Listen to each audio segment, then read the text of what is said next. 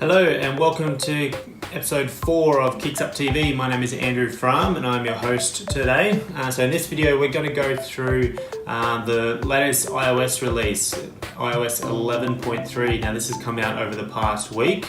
Obviously there's a lot of different features. Obviously this is a bigger update than the last few that we have seen.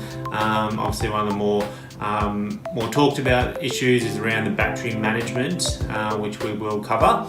Obviously, but first we'll go through a couple of the smaller little features that you may or may not notice. Some things like your privacy, so things like whenever an Apple feature will prompt you to use your personal information. It'll show a small icon now so that you can actually see how that information is going to be used and also how that information is going to be protected. So it's good to see Apple being a little bit more transparent with how they're using their data. So a few other little updates, things, so within Apple Music, so they now have a new video experience, so sounds a little bit like what Spotify have recently done. So you can also find friends who have a similar taste in music, so we're using the updated suggestions, which shows genres that other people like, and also it'll show you mutual friends that also follow that genre. The News app, it's also got a bit of an update, so it's now going to show you top stories in the For You section rather than you having to actually scroll through and find those. Our App Store has got a nifty little update where you can now sort the reviews. So you can sort them by most helpful, most favourable, most critical, and also most recent. So it makes it a little bit easier to find those more critical ones. You might be going through, comparing a couple of apps that do the same sort of thing and want to find which one might be a little bit better. Often I usually look at the more critical reviews, so obviously it makes it a little bit easier to find those most critical reviews and obviously the most recent ones as well. Now, Safari's also got a little bit of an update. So there's only a couple of small little things, things like usernames and passwords auto-filling within the web views within apps. Obviously, it can be a little bit handy if you're using some of the autofill feature within Safari. Obviously, that now transfers through to within apps. There's a couple of other little updates to Safari, which weren't really that noticeable. The keyboard's also got a little bit of an update, a few bug fixes, that sort of thing. Most notably, obviously, with the Japanese and Chinese keyboard, for those who use those ones. They've now been optimized for better reachability with the 4.7 and 5.5 inch devices. So that's your iPhone 6, 7, 8, and the Plus versions of each of those models. There's also a bunch of other little smaller miscellaneous bug fixes in there as well. Now obviously a few more little fun updates. Obviously with the iPhone 10 we have the Animojis. In iOS 11.3 release we have 4 new Animojis. We have the bear, we also have a skull which surprisingly has eyebrows, and finally we have a new lion. And we've also had updates to augmented reality. Now, this is a really exciting space, definitely one to watch over the coming years and beyond.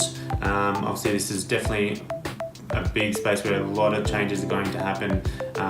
Definitely seeing retail, online shopping going down this space. Obviously Amazon already utilizing it, but in this particular update, Apple have improved on their AR kit in being able to place digital objects on vertical surfaces. So obviously previously you've always been able to put using the AR, so you can set up, so you might have a digital lamp or something put on a horizontal surface. Now you can do that with vertical surfaces, so you could put painting on the wall, that sort of thing. Obviously Amazon's app, you can currently grab a couch or something else that may be on there and then use that and actually see what that may look like in your house. So I'm assuming now updates to that, obviously people selling paintings, wall art, that sort of thing. Be interesting to see if this space goes to within the clothing, retail clothing as well, being able to put that clothing on you and actually move around with that clothing on you to see what that looks like. I think there is probably already a couple of little apps that are going down that path, so it'll be interesting to see how they go. So AR definitely a space to watch over the coming years. Now there's been a nifty little update to the iPads. They've improved their charge management. So often iPads, they sit on charge for extended periods of time. So whether that's when you're leaving at home, not in use, often they just get left on charge. Or businesses use them within cafes for their point of sale, with their cash register, or at kiosks and trade shows, that sort of thing. They're often left on charge for longer periods of time. Now normally this can deteriorate your battery life over an extended period of time, but Apple have, in this release, they've improved that battery management, so it's going to help to maintain that battery health when that device is left on charge over a prolonged period of time. Now, the one we've all been waiting for, the iPhone battery health update. Now, this is obviously after the big scandal earlier in the year, late last year, about Apple throttling the phone's performance when your battery is beginning to die. Now, obviously, they did come out and confirm this. They did apologise for it. And now, obviously, they've released an app so that you can actually decide whether you want them to be doing that or not. So you can find this going into settings, down to your battery, and then obviously the battery health section there. It'll show you your maximum current maximum capacity for the battery. Obviously we want that to be as high as possible. Once it does start dropping down below that 80%, you do want to start looking at getting that battery replaced, as you will start to see significant performance issues with that battery after that 80% mark, which in this case, with this update, Apple will notify you, suggesting for you to replace the battery.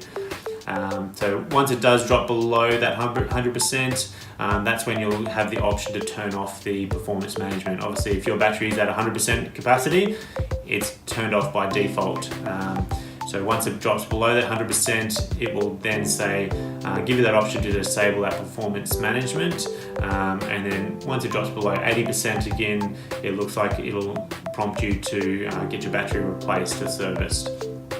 Now, obviously, turning this off, you do have to be careful, as you may see your device turning off more often, that sort of thing. Obviously, that's what this performance management was designed to do, to sort of slow down that CPU and that drain on the battery, power drain, so that way your phone runs more optimally and is not going to be powering off there either. So good to see Apple being a little bit more transparent with a lot of updates in this release. They're obviously the big one, the battery health, is good to see that they have released that. So a lot of people should be a little bit happier about that they can actually choose whether their phone is going to be have their performance throttled or not. Now, obviously, we have been hearing a lot of stories around those who have had their screens replaced with aftermarket lower quality screens. Those users who have updated 11.3 have experienced a few issues around sort of touch, the home button issues, that sort of thing. So it is something to watch out if you have had your screen replaced before. Just double check where you got it with them, whether they use the cheaper aftermarket screens or whatnot prior to updating to that 11.3. Obviously, if you have had your screen replaced through us here at Kixup, we only use the more higher quality OEM screens, so that way you shouldn't have those issues. But yeah, it's just something to watch out for prior to updating to 11.3. So if you have updated 11.3, let us know in the comments below. What are your thoughts on it? What's your favourite features? Are you using the battery health update? Have you seen your max performance? What percentage is that at? Is it dropped below that 80%? Have you turned off the performance management? Let us know how you've gone with that. Obviously, as always, leave us a thumbs up if you found this helpful, and subscribe to our channel for future videos. And we'll see you in the next video. Thanks, guys.